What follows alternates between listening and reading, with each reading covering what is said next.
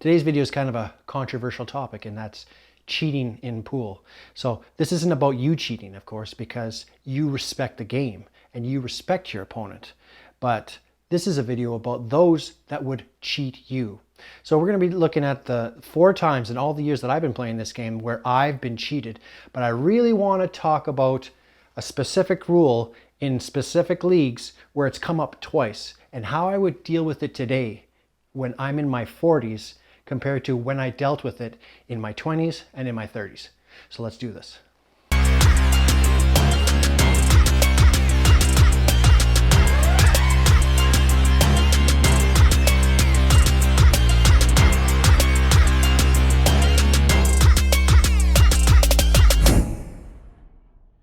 Welcome back to the channel, everybody. If you haven't hit subscribe already, please do. That goes a long way in showing YouTube that you value what I do on this channel. And hit that like button if you enjoy it too.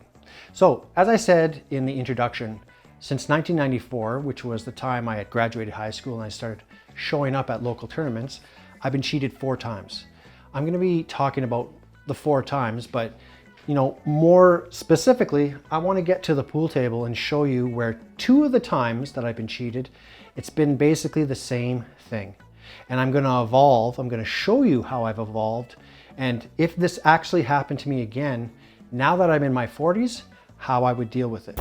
So the first time that I was cheated, an individual was feathering. He accidentally hit the cue ball. He actually stopped feathering and looked at me, which was a dead giveaway.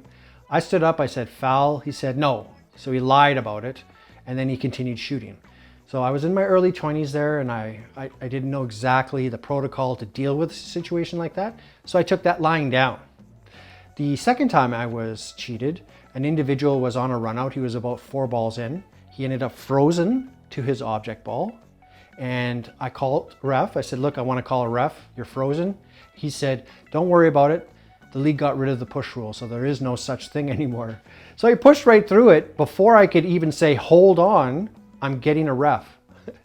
And anyways, he ended up running out. And again, I'm in my early 20s. I took that lying down because I didn't know how to deal with that type of confrontation. But what I want to show you is get to the table, and I want to show you this situation right here. So the situation that we have here is, it comes up in games a lot where you're on a ball. For example, right now I'm on my 8 ball, but we have to bridge over a ball, which makes the bridge kind of awkward. So the rule that I'm going to be talking about and the rule that I've been cheated on 2 separate occasions is this, and it comes up if you play VNEA Pool League, APA, CPA, or any amount of house tournaments. They have this same rule where if you contact a ball that isn't the cue ball, for example, something like this, I'm bridging over and I need to sink the 8 ball. I start feathering and I touch the 6 ball like that and I move it.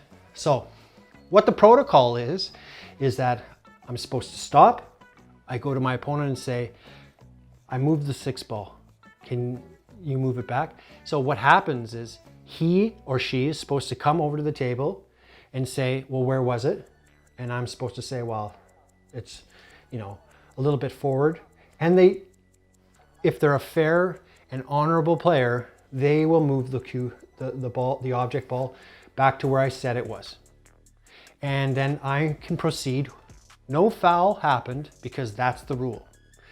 And so then I can proceed and move forward with my shot.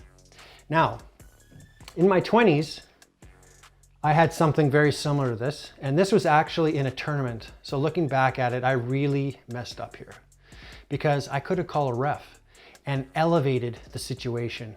But this was so jaw-dropping to me. I had never seen anything like this before. I was just a kid, basically. So what happened was, same situation. I'm cueing. I accidentally touched the 6 ball. So I've made a mistake. I do the right thing, and I notify my opponent. So what my opponent does is says, where was it? I tell him.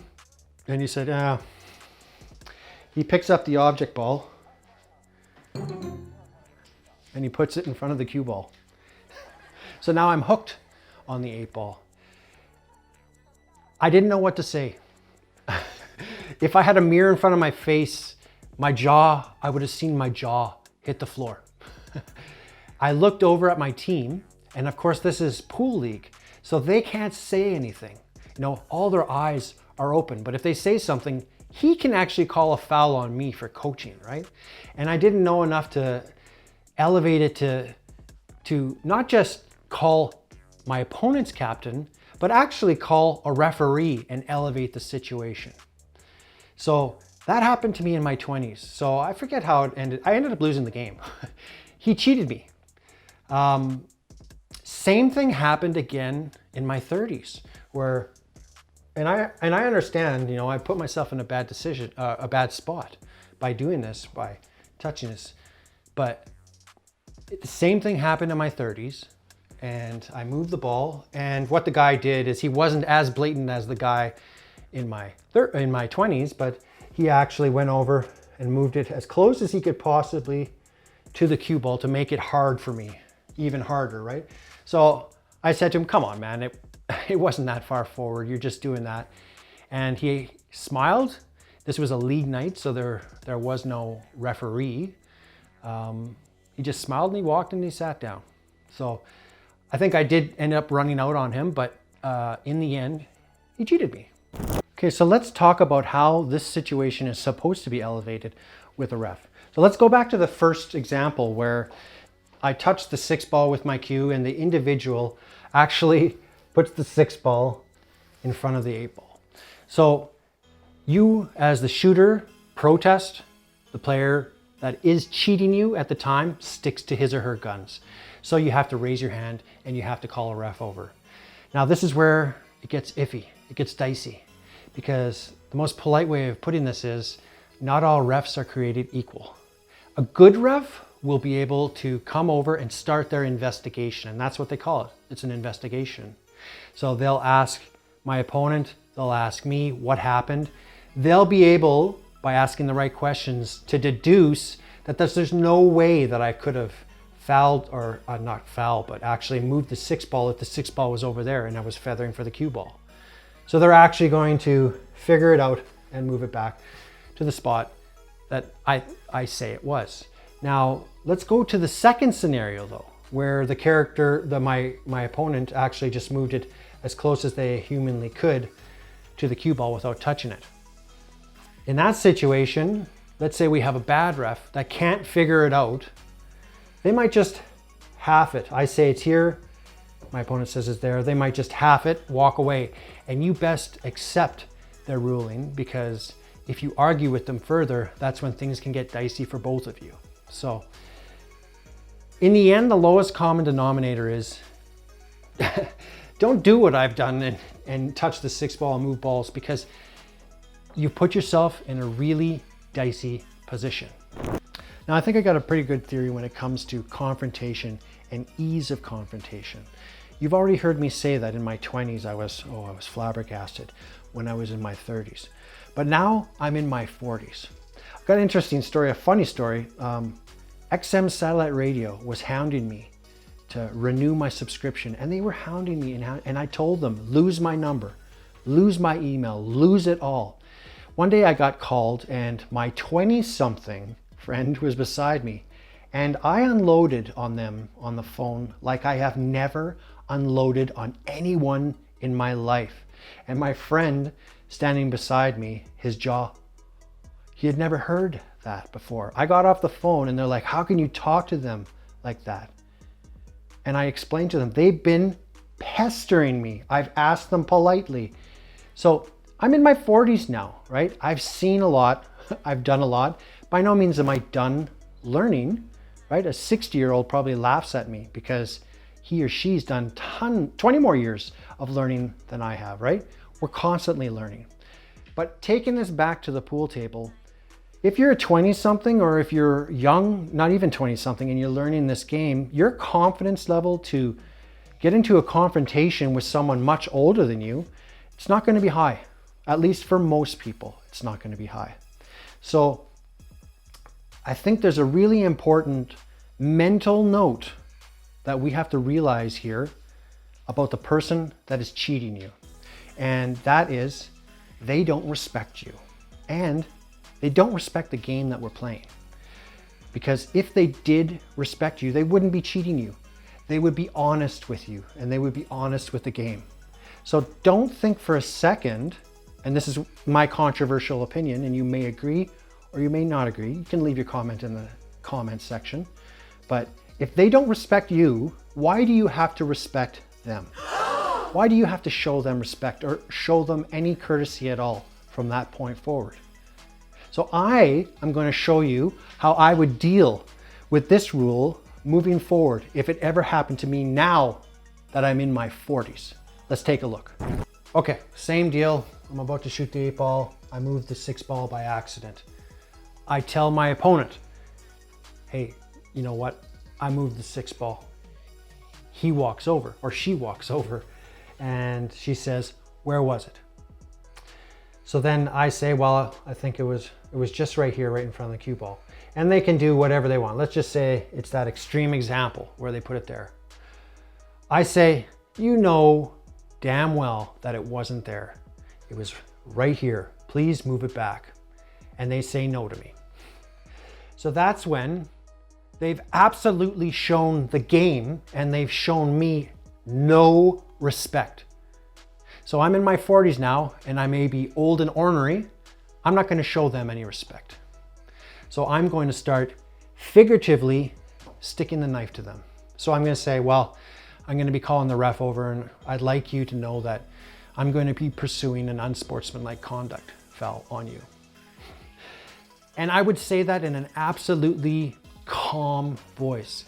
For me, I think it's important to just be calm the whole time because it's going to infuriate them if you stay calm the whole time, look them straight in the eye and tell them exactly what you're going to do. So now I've just told them I'm going to be pursuing an unsportsmanlike conduct foul on them. So right then and there in their head, they're starting to get angry. So the referee is going to come over. And in this example, I believe that refs should be able to understand that this foul could never have happened. So if the ref, let's say the ref actually sees through the nonsense and moves that 6 ball back, I don't stop there. I'll say, excuse me, Mrs. Ref. I'll say, this person has disregarded the honor of the game and they've disrespected me by trying to cheat me. I would like an unsportsmanlike foul called on them. Now, the referee might actually give it to me. They might actually give me ball in hand. In the end, it doesn't matter. What I've done is I've struck a chord psychologically in that player. Let's face it, most of us don't travel when we play. We play in our towns. So we play in the local pool halls and we play in the local leagues. We're going to be seeing this player again. So make no mistake, by doing this, by taking this tact, it's a long game. You've just entered into a long game with this individual. But don't be afraid of it, because in the end, go back to our rationalization. This player didn't think very much of you to actually cheat you. They showed you no respect, which means they don't respect you. So you shouldn't give a damn what this person thinks about you. So go into the long game. Be confident. I'm in my 40s now. I know who my friends are. So this person not being my friend, I'm not losing any sleep over. So if you're a 20-something or if you're someone who's just entering the game, rationalize it like that. Don't be afraid. Don't be afraid of burning a bridge with a person who, quite frankly, you don't want to be friends with that person anyway because they're dishonorable, right? They don't respect you. Why respect them? I told you this was a bit of a controversial topic, but the main idea in this video is respect. So I think that you'll find your comfort level with confrontation will increase if you rationalize it mentally like this. This person that has just cheated you is cheating you because they don't respect the game, and most importantly, they don't respect you, right? They're lying to you, right? So why do you have to respect them? And you're not doing anything bad. For example, what I outlined just over here, where I said I was going to pursue unsportsmanlike conduct. There's nothing wrong with that. But the reason I'm taking that tact and I'm being totally calm when I do it is I'm figuratively sticking the knife in them, and I'm figuratively trying to get them angry, because we all live in the same town. It's a long game. We're going to meet this person again, and maybe you can use that to your advantage the next time you play them. It's a long game. So, like I said, this is my opinion. But in the end, I think I'm not far off of the truth here when I say you don't need to treat a cheater with respect, right? Don't you disrespect the game by your actions. There's nothing disrespectful by what I said, right? I called the ref over. I pursued an unsportsmanlike conduct, right? In essence, I'm sharking this person for the next time we play.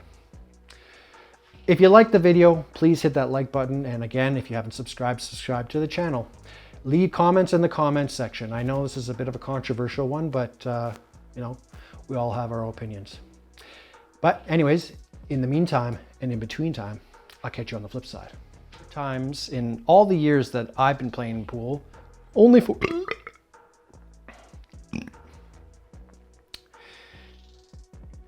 today's video is kind of a controversial topic.